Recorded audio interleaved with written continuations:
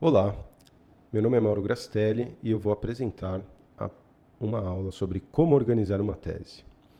Eu sou médico ortopedista, especialista em ombro e cotovelo pela Universidade de São Paulo e essa é uma apresentação baseada em uma aula para pós-graduação da ortopedia. Para quem quiser mais informações, esse é o meu site e estou à disposição para qualquer contato. Então, organizar uma tese tem inúmeras dificuldades e barreiras. A maioria das pessoas não para a vida para fazer uma tese. O tempo é escasso, o trabalho não acadêmico costuma ser puxado, muitos são cansados, outros têm ou terão filhos ao longo da tese, e algo que parecia simples no início pode se tornar uma tarefa complexa demais ao longo do tempo e no meio de uma vida corrida. Então, essa aula se baseia na apresentação de métodos e algumas dicas de organização pessoal. Assim como na ciência, a organização pessoal depende muito de metodologia. Existem inúmeros modos de organização de tarefas, nenhum é infalível. Agora, o que é fadado ao fracasso é não ter nenhum método. Você tem que desenvolver o seu, basear no que existe e confiar em seu método e seguir e aprimorá-lo até o final. Eu dividi essa apresentação em 5 etapas, em 5 apresentações para a rede. A primeira delas é sobre a estruturação da tese. A segunda é sobre a revisão de literatura. A terceira é sobre a parte de redação ou escrita. A quarta sobre a defesa. E a última sobre a organização pessoal.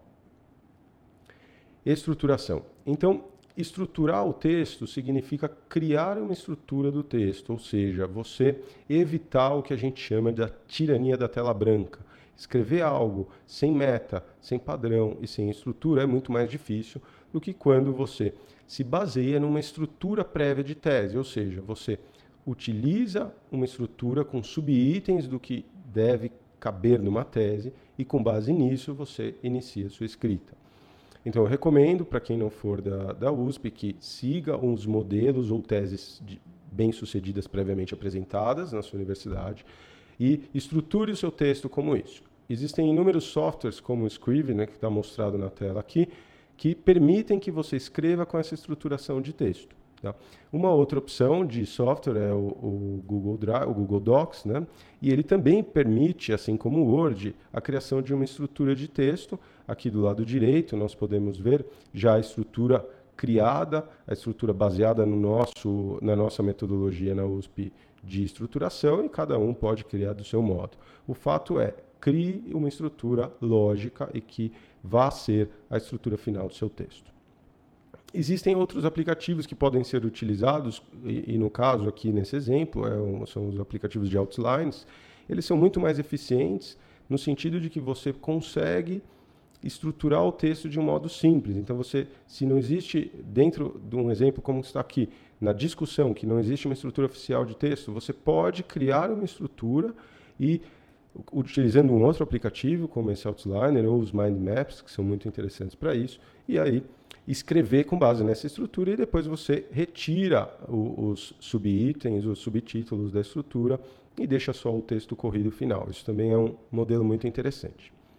Basicamente, então, na criação de uma estrutura, nós precisamos, além do manuscrito, que é o que eu mostrei previamente, ter uma porta de entrada, o que eu chamo de inbox, ou seja, tudo que entrar na sua cabeça, e-mails, fotos, artigos e situações no seu dia a dia, na sua correria, devem ir para essa ou pasta, ou uma pasta no e-mail, ou uma pasta no computador, ou dentro dos aplicativos, uma área que você vai chamar de entrada ou inbox, para arquivar isso. A seguir, você deve processar essa informação, que não precisa ser no dia, não precisa ser na mesma semana, isso pode ser eventualmente no outro mês, e aí vai de acordo com a sua rotina. E para arquivar, você deve separar em diferentes sistemas. Um, que é o sistema de referência, que eu vou citar algumas opções a seguir. O outro é um rascunho de ideias, que eu chamei como isso, que seriam pedaços de texto, trechos ou ideias que você teve ao longo do seu transcorrer aí da sua tese, que você já vai deixar mais ou menos pronto. Né? E a outra situação seriam arquivos naturais, como fotos, PDFs e outros artigos, outros arquivos interessantes que você queira arquivar. Mas não deixe isso dentro do seu manuscrito. Isso dentro do manuscrito vai atrapalhar demais. Então, a próxima etapa da estruturação é utilizar o que a gente chama de guidelines como referência ou como modelo para estruturar o texto. Então, obviamente que a tese serve como modelo, a teses prévias ou as normas da sua universidade, mas existem guidelines de acordo com tipos de estudo que podem e devem ser utilizados. Um dos guidelines mais comuns para os estudos clínicos randomizados é o CONSORT, que está referenciado aqui. Para cada tipo de estudo existe um tipo de guideline. Então eu deixei os mais comuns utilizados aqui para estudos médicos, não só clínicos, mas também relatos e estudos com animais. E esses são os links. Então vale a pena conhecer e saber qual é o seu tipo de estudo. E justamente cada guideline ele vai ter essa estrutura que eu criei no Outline Simples, essa estrutura para que você consiga planejar o seu texto de modo satisfatório. Então eu recomendo que leia, crie a sua estrutura e aí essa estrutura seja jogada no seu texto, seja num aplicativo que permite isso, seja num outro como o Google Drive que permite que você deixe isso como subitens ou títulos. Também, como parte da estruturação, veja e saiba bem as normas da tese da sua universidade. Isso ajuda demais para evitarmos trabalho dobrado ou trabalho duplo depois.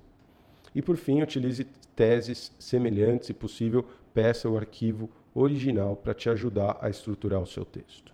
Muito obrigado.